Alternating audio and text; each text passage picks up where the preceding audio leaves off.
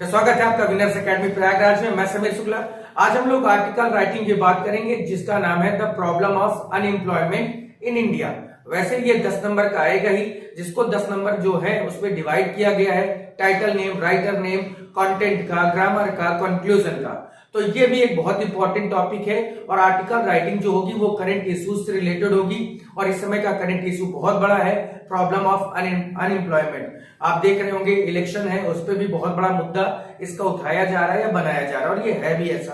तो चलिए शुरुआत करते हैं इसमें कि अनएम्प्लॉयमेंट के लिए यानी सबसे पहला जो हेडिंग होगी वो हमारी इंट्रोडक्शन की होगी। उसके पहले आप टाइटल नेम और राइटर नेम ये सारी चीजें लिखेंगे इंट्रोडक्शन में कि the problem of unemployment is the most serious facing our country.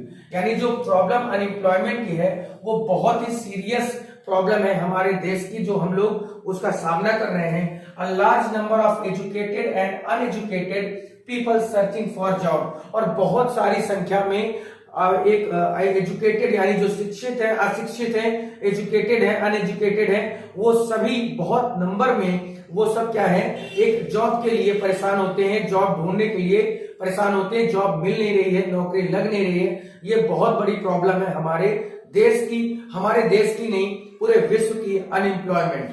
They are willing to work but they can not get it. बहुत, और जितने भी एजुकेटेड अनएजुकेटेड पर्सन हैं वो सब चाहते हैं काम करना, लेकिन उन्हें मिल नहीं रहा है, यानी उनके हिसाब से या वो जॉब्स, वो वैकेंसीज आ नहीं रही हैं। आप देख रहे हैं कि एयरफोर्स का जो वैकेंसी जो हर साल में 2 बार आती थी, आज वो करीब 1.5 साल 2 साल से सिर्फ एक आई है, वो भी पूरी नहीं हुई है। There is unemployment in cities, town and village. और ऐसा नहीं कि केवल एक ही जगह अनएम्प्लॉयमेंट है, सिटीज में है, टाउन्स में है, विलेज में है, यानी हर जगह अनएम्प्लॉयमेंट छाया हुआ है। और इससे बहुत ज्यादा दिक्कतें हमारे जैसे नौजवान और यूथ जो साथी हैं उनके लिए है। अब यहाँ पर ये इसका इंट्रोडक्शन था। काज ऑफ अनएम्प्लॉयमेंट क्या है, यानी अनएम्प्लॉयमेंट का कारण क्या है। तो the great cause of unemployment is over population of the country. यानी जो पॉपुलेशन की बढ़ती हुई जो रेट है, यानी जो हमारे देश में लगातार दिन प्रतिदिन जो पॉपुलेशन बढ़ रही है, ये इसका एक बहुत बड़ा कारण है अनएम्प्लॉयमेंट का। Population is increasing day by day but jobs can not be increase in that proportion. यानी पॉपुलेशन तो दिन प्रतिदिन बढ़ती जा रही है, लेकिन उसी दर से जो जॉब है वो नहीं बढ़ रही है, यानी जॉब घट रही है, पॉपुलेशन बढ़ रही है, तो रिसोर्सेस कम हो रहे हैं, पॉपुलेशन ज्यादा हो रही है। तो एक तरह से ये बहुत बड़ी बीमारी है, बहुत बड़ी प्रॉब्लम है भारत देश के लिए या हमारे देश के लिए। इसके बाद दूसरा भी इसमें टॉपिक कि so a large number of population remain employed. और पॉपुलेशन बढ़ने के कारण ही बहुत बड़ी मात्रा में, बहुत बड़ी संख्या में जो यूथ है, जो युवा है, वो अनएम्प्लॉयमेंट का शिकार हो रहा है। दूसरी भी कंडीशन यहां बताई जा रही है कि defective system is also responsible for it. और एक बेकार सा सिस्टम, एक ऐसा सिस्टम जो किसी भी तरह से वर्क नहीं कर पा रहा है। लोग जो है एग्जाम दे रहे हैं, पेपर लीक हो जा रहा है, रिजल्ट नहीं आ रहा है, करप्शन भरा हुआ है। तो ये जो डिफेक्टिव सिस्टम है ये भी एक तरह से बहुत बड़ा कारण साबित हो रहा है अनएम्प्लॉयमेंट के लिए। The present education is bookish. और एक कारण ये भी कि हमारी जो आज की एजुकेशन है वो बुकिश है, यानी बुक पढ़ो और जॉब लो। लोग और किसी चीज के बारे में नहीं सोच रहे हैं, प्राइवेट जॉब्स के बारे में नहीं सोच रहे हैं, खुद के सेल्फ एम्प्लॉयमेंट के बारे में नहीं सोच रहे हैं, खुद का कोई बिजनेस डालने के बारे में नहीं सोच रहे हैं। सिर्फ और सिर्फ वो एक तरह से कहा जाए कि बस नौकरी पाना चाहते हैं, क्योंकि एक देश तभी तरक्की करता है जब उस देश का हर इंसान, हर नागरिक क्या हो, कोई ना कोई काम कर रहा हो, चाहे वो प्राइवेट हो चाहे वो सरकारी हो। इसके अलावा it should be job oriented. भाई बुकिश नॉलेज जॉब ओरिएंटेड होता है। Every young man wants white collar job. और हर आदमी, हर युवा एक व्हाइट कॉलर जॉब चाहता है, यानी एक सरकारी नौकरी चाहता है, एक अफसर रैंक की नौकरी चाहता है। लेकिन कोई भी ऐसा नहीं है जो ये सोचता हो कि मैं अपना खुद का बिजनेस शुरू करूं और अपने बिजनेस को शुरू करके एक ऐसे मुकाम तक पहुंचाऊं जिसमें 1000, 2000, 10,000 लोगों को मैं अपने यहां पर नौकरी पे रख सकूं। तो जॉब की क्रिएशन हो नहीं रही है और अनएम्प्लॉयमेंट लगातार डे बाय डे बढ़ता जा रहा है। ये इसकी मेन कंडीशन है। अब हम लोग आते हैं कि इस पे कुछ सलाह कैसे, एडवाइस फॉर कि कैसे एडवाइस दी जाए, क्या सजेस्ट किया जाएगा कि ये अनएम्प्लॉयमेंट बढ़े ना। तो इसके लिए हम लोग इसका भी 2-4 लाइन 5 लाइन के वो आपके सामने पैराग्राफ लिख रहे हैं, उसको भी देखेंगे आप। अब देखिए थर्ड नंबर हमारा है कि सजेशन ऑफ सॉल्विंग प्रॉब्लम, यानी क्या सजेशन दिया जा सकता है इस प्रॉब्लम को सॉल्व करने के लिए, अनएम्प्लॉयमेंट को दूर करने के लिए।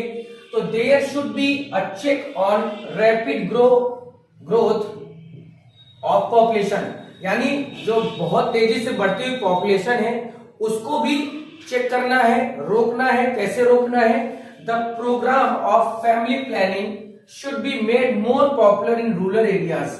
गांव या जो गांव से संबंधित लोग हैं उन्हें बताना है फैमिली प्लानिंग के बारे में, और बहुत सारी जो चीजें, जो नॉलेज उनको नहीं होता है, किन किन चीजों का यूज करके, किन किन चीजों को बचाकर वो अपनी फैमिली और जो उनका ब्रॉटअप भी कर सकते हैं, और बढ़ती हुई जनसंख्या को रोकने में वो भी क्या कर सकते हैं, हेल्प कर सकते हैं। The system of education should be change, education system भी चेंज होना चाहिए। Importance should be given to the technical education, और टेक्निकल एजुकेशन को ज्यादा से ज्यादा इंपॉर्टेंस देनी चाहिए। Education should be in practical, और एजुकेशन जो हो वो बुकिश ना हो, वो प्रैक्टिकली हो, यानी उनको सिखाया जाए, करके दिखाया जाए। जैसे ITI है, आप जानते होंगे, उसमें से बहुत सारे बच्चे सीखते हैं। Government should create more jobs for the educated unemployed, और गवर्नमेंट को भी वो पढ़े लिखे लोग जो बेरोजगार हैं उनके लिए ज्यादा से ज्यादा कंडीशन में, ज्यादा से ज्यादा नंबर में उनके लिए जो जॉब्स है वो क्रिएट करनी चाहिए। इंडस्ट्री शुड बी डेवलप, और इंडस्ट्रीज जो होती है उनको भी डेवलप करना चाहिए। Bank should give the advance loan to the youth to set up for the small industries, और बैंकों को भी वो चाहे तो या चाहे क्या कर सकते हैं कि वो भी जो यूथ है, आज के जो युवा है, उन्हें भी आसानी से लोन प्रोवाइड कर सके, जिससे कि वो यूथ एक स्मॉल इंडस्ट्री लगाकर वो आगे अपने आप को बढ़ा सके, 2, 4, 6, 10 लोगों को भी वो साथ में लेके जा सके। बैंक का भी यही सिस्टम होना चाहिए। लेकिन आजकल होता क्या है कि अगर आप बैंक में लोन लेने जाएं तो आपसे इतने कागज मांग लेंगे कि आप कागज दे नहीं पाएंगे और आप लोन नहीं ले पाएंगे, जबकि गवर्नमेंट कहती है कि लोन मिलना चाहिए, लेकिन बैंक इतने ज्यादा कागज आपसे मांगेगा कि आप परेशान हो जाएंगे। एक भी कागज नहीं होगा तो वो आपको लोन नहीं देगा। और ऐसे कितने भगोड़े हैं, ऐसे कितने बड़े बड़े लोग हैं जो कितना बैंक से कर्जा लेते हैं, लोन लेते हैं और दे नहीं पाते, और वो यहाँ तक कि देश छोड़कर भाग जाते हैं। जैसे आप विजय माल्या और नीरव मोदी जैसे लोगों को जानते हैं, जिन्होंने 900 करोड़ तक का बैंक से लोन लिया और न चुकाने पड़े, इस वजह से वो लोग देश छोड़कर भागे और आराम से रह रहे हैं, जिंदगी काट रहे हैं, कोई दिक्कत नहीं। केस क्या है? 420 का केस चलता है। अपने भारत के संविधान की बहुत बड़ी जो है विडंबना है कि आप कितनी भी चोरी, कितना भी बड़ा गबन कर लीजिए, आपके ऊपर 420 का ही केस चलेगा, इसके अलावा कोई दूसरा केस नहीं चलेगा। तो चलिए हम लोग कंक्लूजन की ओर आते हैं कि कंक्लूजन क्या लिखा जा सकता है। तो चलिए कंक्लूजन इसका कि an empty mind is the devil workshop, यानी खाली दिमाग जो होता है वो शैतान का घर होता है। An unemployed person is a nuisance, और एक जो बेरोजगार आदमी, जो खाली आदमी होता है, वो कहीं ना कहीं जो सोसाइटी है, जो समाज है, उसके लिए वो बहुत मतलब अच्छा नहीं होता, बहुत बुरा होता है। A hungry man can do anything wrong, और जो भूखा आदमी होता है वो अपनी भूख मिटाने के लिए कुछ भी गलत कर सकता है। और आप देखते हैं कि कितने ऐसे पढ़े लिखे हैं जो आज जाके किसी गलत रास्ते पर जो है निकल जाते हैं और वो कुछ ना कुछ गलतियां करते हैं अपनी जिंदगी में, सिर्फ और सिर्फ किस वजह से कि उनको एम्प्लॉयमेंट नहीं मिलता, उनको रोजगार नहीं मिल रहा, इस वजह से वो किसी गलत हाथों में चले जाते हैं या गलतियां करने लगते हैं। So it is duty the government, और ये एक ड्यूटी है गवर्नमेंट की, to solve the problem of unemployment as soon as possible. ये ड्यूटी है गवर्नमेंट की कि वो अनएम्प्लॉयमेंट की प्रॉब्लम को जल्दी से जल्दी सॉल्व करे। Government should encourage policies of self employment, और गवर्नमेंट को उन नीतियों पर, उन पॉलिसीज पर ज्यादा ध्यान देना चाहिए जो सेल्फ एम्प्लॉयमेंट के लिए हैं, जैसे लोन देना, लोगों को बताना, जागरूक करना, नई नई चीजें दिखाना, समझाना, ये सारी चीजें जिम्मेदारियां गवर्नमेंट की हैं। जो सेल्फ एम्प्लॉयमेंट का है उस पर वो ध्यान दे। ध्यान भी दिया जा रहा है, बहुत सारे लोगों को तमाम तरह के लोन दिए जा रहे हैं कि वो अपना बिजनेस कर सके और अपनी चीजों को आगे लेके जा सके।